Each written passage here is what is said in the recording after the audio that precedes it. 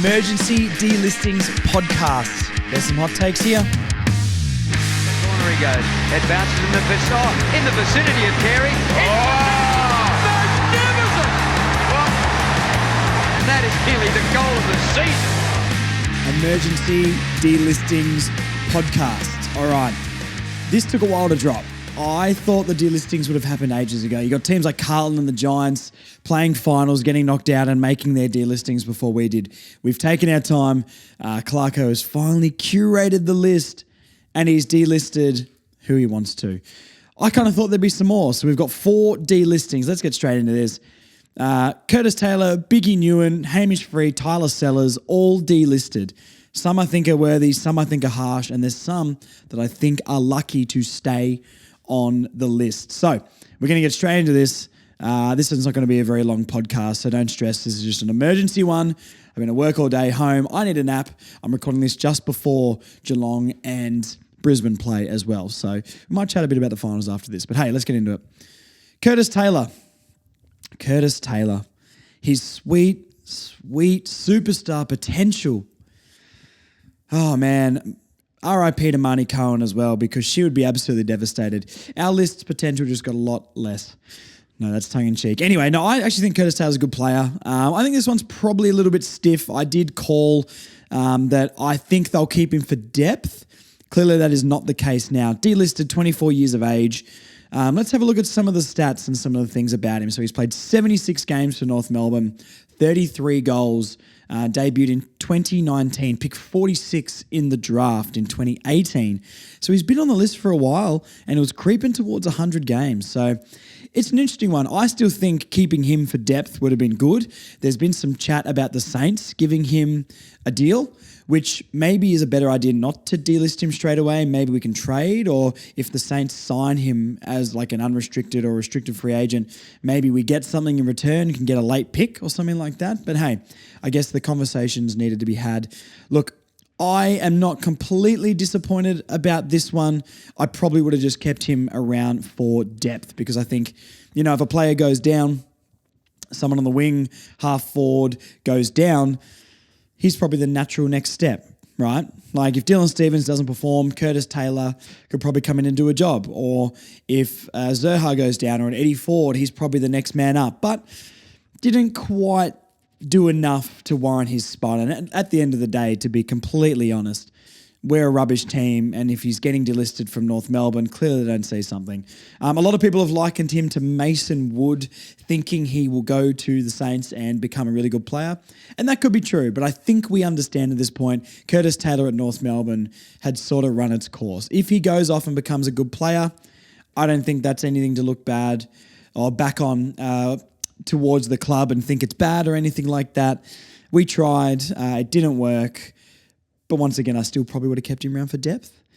Anyway, he probably had a hand in that and going, hey, I'm 24 years old. My AFL career is ticking. I want an opportunity. And if he goes to the Saints, and I hope he plays, good luck to him. Just don't do anything against North, please. So, this year, 10 disposals a game, 3.8 marks, so 4 marks. His high-flying ability, he always had something. It sounds like I'm talking at a funeral, doesn't it? He always had something to give in a game. He always had a moment in a game where you're just like, wow, look what he can do. Look what he can do. But hey, never quite got there, to be honest. So I really wish we saw the full potential in Curtis Taylor. A very talented player, but not quite enough to get it done at North Melbourne. I will miss some of the hanger attempts and all that sort of stuff by him. And I will miss, I don't know, just he was handsome and he was connected. Harry Styles. Who are we going to send to see Drake and get a photo with Drake? Who are we going to send to see The Weeknd when he comes down? Who's going to go and hang out with Billy Joe Armstrong when Green Day come down? No idea. Whoever the next most handsome is at the club can go along and schmooze with the high rollers. But yeah, look, numbers never stacked up. I can look at some player statistics here. But look, realistically, he was never really the guy. I guess his most successful year was 2022, played 22 games, 2021, 19 games, 2023, 16, and then only 8 this year. So, yeah, look, it sucks because, like I said, I would have liked to keep him, but I feel like we're saying that now because he's gone. This year, I don't think anyone, except for Marty Cohen, I don't think anyone was really saying Curtis Taylor is what we need. So, look, good luck to him. Good luck if you go to the Saints. Hopefully he stays in the AFL because he is a fun player to watch. Consistency, just an issue. So, thank you for your service, Curtis Taylor. Always seemed like a really happy, fun, smiley guy as well. By the way, he hasn't died. He just got delisted, even though this is making me emotional. Speaking of emotional, Biggie Newman. Now, this isn't one that anybody really saw coming. I know we didn't think he was going to make it, and I know we weren't talking about him like, oh, could he get in the team? I was a big believer in Biggie. Not because I guess I saw high potential in him, but I saw something. I guess I liked his leaping ability and his intercept marking ability. I guess it's just the game smarts and especially in defense, you have to know exactly where you need to be, who you need to cover and all that sort of stuff. So interesting. I mean, he played a few games this year. He played 4 games this season. That's career games. My mistake, guys. He played 3 games for us and 1 for Richmond. He's for a key defender. He's averaging above average disposals for AFL standard with 14.3. Above average kicks, nearly 10. I know it wasn't the best kick though, so that's probably not a good thing. Tackles, 2.3 a game, which is apparently an elite category for key defenders. Can we sign him back? Oh my God. No, I'm joking. Anyway, 197 centimetres of a key defender, 23 years old. Loved his leaping ability, loved his marking ability, but it was the game smarts. I really think they should have stuck with him and kept him in the VFL. Does this suggest that we're going to be drafting a key defender? I guess, they're going to trust Will Dawson. This is enough of Will Dawson potentially being a forward as well. I'm kind of over that already. Let's draft players in their positions and actually try and play them there before trying to flip them. I know we've done that with Chom, but hey, I think Chom looked better back anyway, so I guess that contradicts me. But look, Will Dawson should be getting a bigger role next season. Maybe we do get a trainer. Maybe that's who we're looking at in the draft. I don't exactly know, but yeah, I think it's a little bit tough on Biggie personally. I didn't have a problem with him at all. Raw, but I think maybe there was something there to be explored. Do I think he would have ever made it? No. And I understand maybe it's not enough to keep them around. I just liked the high-flying marking ability. We have a lack of players on a list to do that. Maybe throwing him into the ruck or something could have been another go. But hey, surprise. I didn't think he was out of contract this year. I somehow thought he got an extra year. But that's on me. So thank you, Biggie. You were one of my favourites. He interviewed so well on Triple M when he went on there. And I don't know. I liked him. He was just a cool guy. So really hope he gets another chance. But I don't think he will, unfortunately. So hey, we'll see if he plays in the VFL anywhere, or hopefully he comes out of the east side, come play for Bayswater, come play for Mitcham or something like that, and I'll come and watch you play, Biggie. I'll be your biggest fan. Okay, another one which I guess we expected coming here, Hamish Free, 203 centimetre, 26-year-old ruckman. Never played a game for North Melbourne. Actually made some improvements in the VFL this year. He was sort of the first choice ruckman, even over a Goad or someone like that who has a lot more potential. But he made some steps this year where you look at his VFL numbers or even see him in the ruck in the VFL and you can kind of see that there's a player building there. But you look, at 26 years old, you sort of are what you are at this point most of the time. And I think we tried our best with him. He was a speculative pick. Where was he taken? So number 19 in the rookie draft in 2022. So will he go back to WA? Will he get another chance? I'm not sure. Obviously not going to make it at AFL level if you don't make it at North. But I don't know. I think I saw this one coming and there's no real surprise about this one. So it is what it is, to be honest, guys. It is what it is. Not really much more to say about Hamish Free, to be honest. Good luck if you go back to Western Australia. If you stay and get a gig at a VFL club in Victoria, good luck. And thank you for your service, Hamish Free. No moments to really speak of. Speaking of no moments to speak of, that's really harsh. Tyler Sellers, another one that I don't like that we delisted him. There's other players on this list which we'll go through that I think deserve to be delisted more than him. Now, I've justified this before, but look, he was pretty bad. when he played. He averages 1.5 disposals a game, half a kick, mark, and tackle a game. So numbers that are pretty atrocious. What I will say is the games he played in were games that we got absolutely slaughtered. North Melbourne couldn't move the ball whatsoever. He played against the Hawks game where we just got absolutely embarrassed at Marvel Stadium. And then he played against the Cats down in Geelong, which is just the worst road trip in footy you could ever imagine. So, look, I really wish he got an opportunity after we became a lot better of a team after the bye, when we actually found a bit of our ball movement. Now, that being said, our ball movement into the 50 was garbage. But look, we looked like a lot better team, and I really wish he got at least 2 or 3 games doing that. Last couple of games in the year, I know we were rubbish as well, but hey, last couple of games of the year, at least give him a crack. Is that, I'm not speculating or anything like that. He is that Jack Darling type. 193 centimetre sort of stocky key forward, not known for his athleticism, but he's a physical guy. Very similar mould to the Jack Darlings of the world, except 10 years younger. So, look, harsh on Tyler Sellers for me. I don't know if that means he's not going to be in our VFL program next year. I don't know if that's him gone from the list or he's going to sign for the VFL team again. But I really hope he stays around North. I mean, 22 years old. It just seems too early to give up on a young player who we signed because he showed potential, and we're already binning him off. Now, does that suggest Chom is going forward and he's going to be the forward that takes over? Obviously, Darling is coming in, so where is he going to play? Finbar probably showed a little bit more than Tyler Sellers, but it's a position where we just don't have enough of, to be honest, and we always go through forwards. Darling's only going to be with us for a couple of years, then he'll head off. So, look, once again, would he have made it? No. The way we were talking about him pre-season and the games he got, we were super excited and hopefully found our guy next to Larky.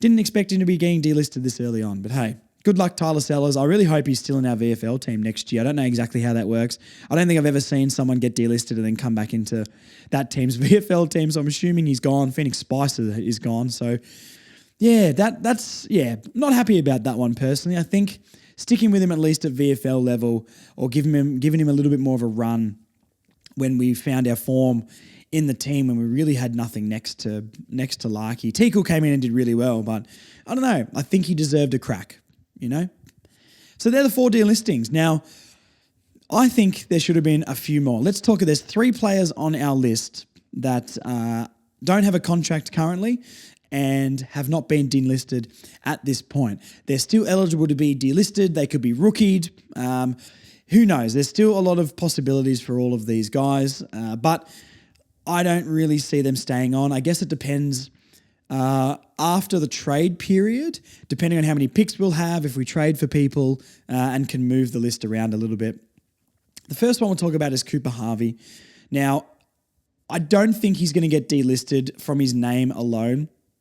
He has shown a little bit in his career. He's only played 3 games. He's kicked 1 goal. I'm not sure about Cooper Harvey. I would really like, him to work. He didn't play a game all this year, though. And you think about how bad we were. Eddie Ford obviously taking his opportunity and playing most of the games. Cam Zerha was out of form, but Cooper never really pressed him to take his spot in the forward line.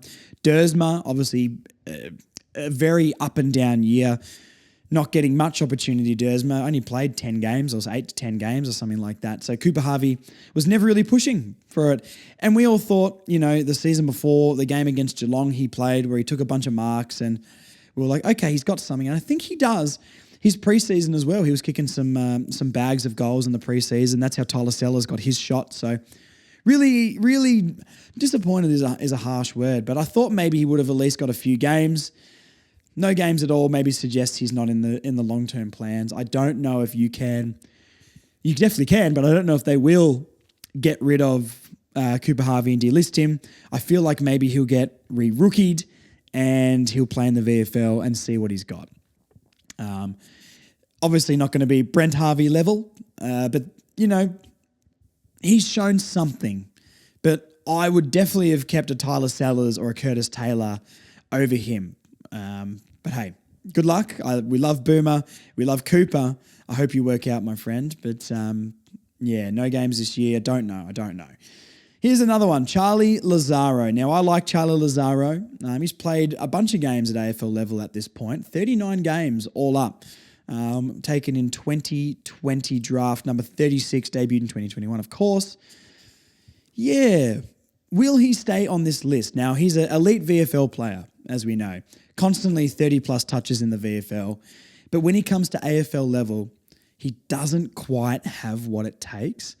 He's had a few good games. I remember his game last year against the Gold Coast. I'll see if I can find some stats here. But yeah, 26 touches against the Gold Coast. Basically all of his career highs. 5 clearances in that game as well. So, yeah, look, I think they'll make way if we get a Parker or something like that. I would probably see him moving on. I think, if he's going to make it at AFL level, he's 22 now, which is still pretty young. But I think it's time to explore another opportunity. I would like to keep him as depth, pretty much the same as Curtis Taylor for me. I would have definitely kept these two for depth. Obviously, there's still a chance we keep Charlie Lazaro, but do I think he's going to make it in the team? Not really, no. I think there's a good chance we draft another midfielder in the draft. We know what North is like. Getting that big body, Josh Smiley type would be okay with me. Getting a Luke Parker who's going to play a lot of midfield as well. I don't see him getting in that team. By all reports as well, Zerha's got a PT now and he's going to try and get fit enough to play in the midfield a little bit more. I've just heard that on the grapevine. So don't think there's a spot for Charlie, but would love to keep him for depth and be a good VFL player. But if he wants to explore other opportunities, I think another club would pick him up. I mean, to be fair, if a club picks up Jack Marnie, all these players are getting picked up. So anyway, I look forward to seeing Charlie Lazaro on the Gold Coast next season. Get your tan, get his hair flowing. He's a ripping bloke. The Close to a Flag boys have had a little bit to do with him and say he's fantastic and gets around it too. And always seems like a happy, smiley guy. So, look, I really like Charlie Lazaro. I wish he hit it off at AFL level a little bit more. Hopefully he's not delisted, but if it's to make way for better things, I guess we have to do that. All right, Blake Drury. Now, I've had a few things to say about Blake Drury. Now, us redheaded blokes have to stick together. Toby Pink, look, you're on the list, mate. I like Toby Pink. Do I think he's quite good enough? Maybe not, but he's fun. And Toby Pink is fun. Toby Pink's got a chant, and that means he's in my heart. Blake Drury, on the other hand, I just don't see it personally. And once again, it's nothing personal at all. I really hope everyone we draft turns into a gun, and everyone knows that. I don't have to justify that specifically, but man, I don't really know what his attributes are. I've heard leadership qualities and all that sort of stuff, which is great, but leadership, if that's your best quality, I think you need to be better at disposal. You need to have quickness or goal sense or marking ability. How many games did he play this year? He's played 10 games total. Where was he taken in the draft? Oh, he was a rookie. He was a rookie selection, was he? Number 1 in the 2022 rookie draft. Yeah, okay. How many games did he play this year? So he played 6 games this year, which is so many more than I thought. And I feel like anyone thinks that he played. He played 4 last year and 6 this year, so 10 total. Yeah, I just don't. He had a decent game against the Cats this year, I'm pretty sure. 17 touches, 11 marks in that game. So, look, what was his total in goals? Kicked a couple against the Cats as well. So that Cats game was really good. Really, really good. But other than that, I haven't really seen it. He was pressing up onto that forward flank wing area, taking a lot of marks in that game and sort of moving the ball on quickly. So, yeah, look, 177 centimetre. He's that small forward build, but isn't quick, hasn't got heaps of goal sense, doesn't really tackle hard. I don't get it. So he is someone like him still being on the list and Curtis Taylor or Tyler Sellers, but especially Curtis Taylor going, I'm assuming is because Curtis Taylor has other opportunities to follow. But I'm not sure about Blake Drury. Like, I hope I'm wrong. I said that Tristan Xerri was rubbish as well, like we all did. And look how he turned out. So, look, I really hope that Drury improves out of sight next year, but I don't see it personally. And look, he's the type of player that if Luke Parker does come in, when Dersma comes on, if a Cooper Harvey does come on, I think they've got more ability than Blake Drury. So, look, we'll see what happens with Mr. Drury, but I don't fully see him staying on the list, if you want me to be completely honest. So that is basically it, guys. Just a quick podcast today, only 20 minutes. Let's talk about the game last night really quickly. So I'm recording this on Saturday afternoon after the Swans and the Power played last night, and we've got about half an hour until the Cats and the Lions play. So let's talk about the Swans and the Power. Now, I predicted the Swans. The AFL was trying to talk up the Power a little bit more than they should have, like they always do. Oh, they have beaten the Swans the last 8 times, blah, blah, blah. Well, guess what? The Power didn't really throw a punch, to be honest, in this game. They weren't rubbish by any means. I think that's fair enough to say. But I feel like the Swans just put 10 points on them every single quarter. What was the final margin? 36 points. So yeah, about 10, just under 10 points a quarter. Just continuous trajectory of up and up and up on the snake here.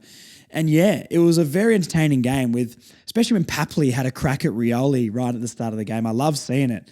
I absolutely love seeing it. Very physical. And the Swans came out and just showed their muscle, didn't they?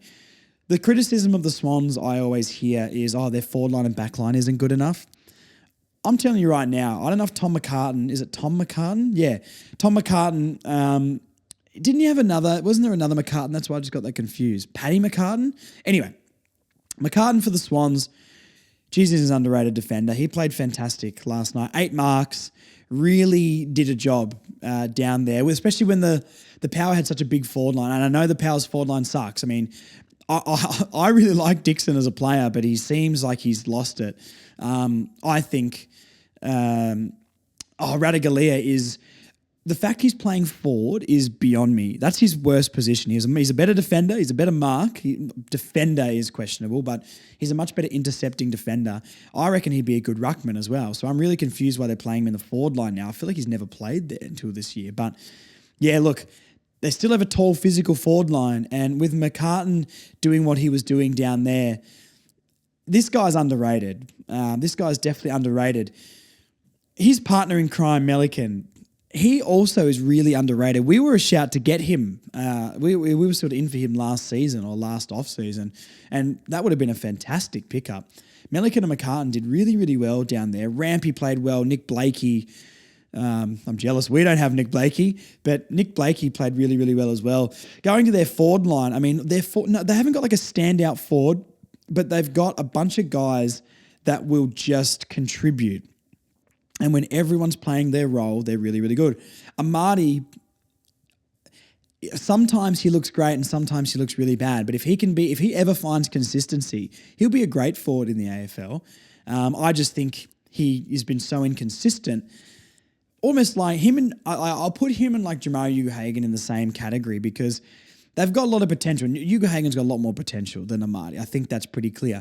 But they haven't quite done it at this sort of level yet. Similar attributes, such leaping ability, marking ability, decent enough in front of goal, but still kick mid-30s every year. I think Jamara kicked a few more this year, but I really want to see more from Jamara to become that gun that we know he can be. Amadi, in a big elimination final, really stood up, and I really hope that he can start playing like that a little bit more because, he'll be a really good player. Luke Parker, look, no injuries for Luke Parker. Let's keep him nice and fresh, ready for North next season. He was okay. He didn't do heaps in the game, to be fair. But when you got to go like Papley and Haywood and Gould, like everyone plays their part on this team. The last one I'm going to talk about is Isaac Heaney. Isaac Heaney is so good.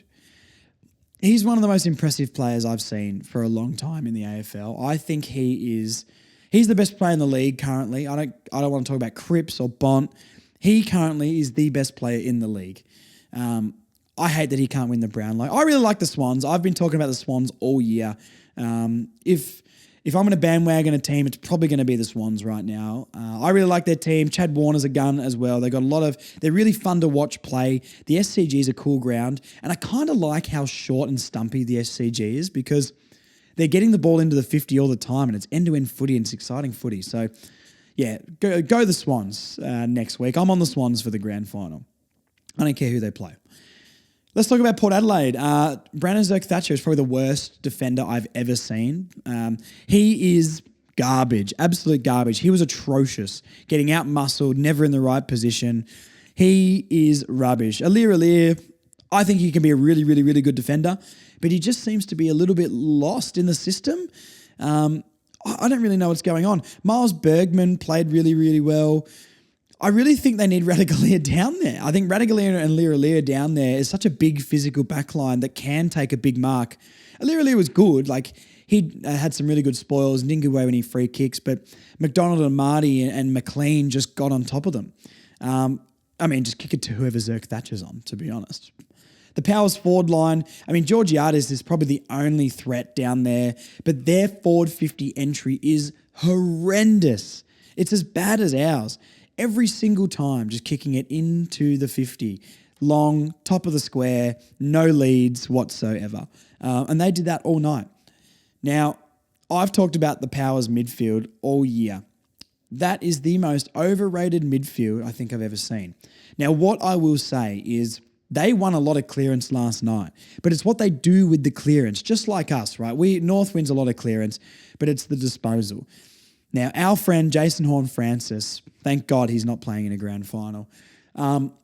He's an elite ball winner. I think we can all agree he's explosive, right? He is so hard and attacks that footy so much. He's an elite ball winner, but a poor ball user. Very much like a Patrick Dangerfield. Dangerfield's a mile better, obviously, but Dangerfield was known for helicopters into the 50 and all that sort of stuff, and Jason Horne-Francis is like that. He got the ball into the centre square and kicked it out to the wing and missed the target on like a switch, and the guy was in a mile of space as well. Look, elite ball winner is great down forward, but such a poor ball user. So Connor Rozee as well and Zach Butters. Rozee was all right in that game, but Butters is just, I don't know, gets numbers, but it's just nowhere to be seen, to be honest. I just don't understand. 20 touches last night didn't really make a massive impact. Rozee, 17 touches but 2 goals, so definitely impacted a little bit more, but what an overhyped midfield, personally, if you ask me. But hey, I'm glad the Swans won. Massive win for the Swans, and I'm on the Swans for the grand final. Let's talk about the game that's going to happen very, very soon that I need to stop this podcast for so I can watch it. I haven't even checked the team's ins and outs. I think Stewart came in for the Cats, but no one came in for the Lions. Okay, here we go. So yeah, Tom Stewart in, Zach Toohey out. Zach Toohey done. Goodbye to his career. No Tom Hawkins or anything like that. It's a very interesting game, this one. I think I'm going to tip the Lions in this one. That's more of a heart tip, to be honest. It's interesting. The Cats were, when we were going into the finals, no one was really scared about the Cats. Their form this year has been good, obviously, being top 4, but not as scary as years gone by.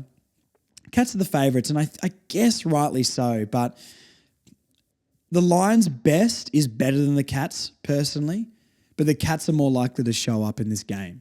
I don't really care who wins this game, to be honest. I'd like the Lions to, but if the Cats do, I won't be completely unhappy, but that means I really, really, really want the Cats to lose next week in the grand final. I did say to a co-worker of mine that if the Cats win the grand final, that's just like Man City winning the Premier League at this point. It's boring. It happens all the time. And look, is that 100% true? No, because the Cats don't win it every single year. But I got under his skin, and that is the main thing. For the Lions, Lachie Neale and Joe Danaher are arguably the 2 most underrated players in the AFL. Joe Danaher has a shocker 1 in every 4 games or something, but those are 3 other games he plays. When he's firing, I'm just trying to think of key forwards in the league. He's got to be top 3 forwards in the league. And I know there's going to be people out there listening to that thinking, oh my God, who's this bloke? He doesn't know anything about footy. Joe Danaher's best is a top 3 forward in this game. Curnow at his best is probably better, and maybe Jeremy Cameron. Other than that, I don't know who's better than Joe Danaher. Darcy is really, really good, and obviously Hogan from the Giants, but geez, Joe Danaher is electrifying when he's on. If he has a stinker today, which he is prone to do sometimes, they have no chance of winning because Eric Hipwood is an absolute spud. Eric Hipwood is so bad that if he got rumoured to North, I would say no. We need a key forward so bad. Jack Darling is a mile better than Eric Hipwood, guys. So at least we've got that. But yeah, the Lions' defence, fantastic. Zorko, Andrews, Starcevic is a good player as well. There's a lot to like there. I really would like to see the Lions in the grand final and see someone slightly new win it. The other thing I like about the Lions is their away Guernsey. That like Fitzroy colour with the maroon line in the middle. One of the best, if not the best, away. Oh, ours is better, obviously, but one of the best away Guernseys in the league. Nothing beats the Bounding Roo.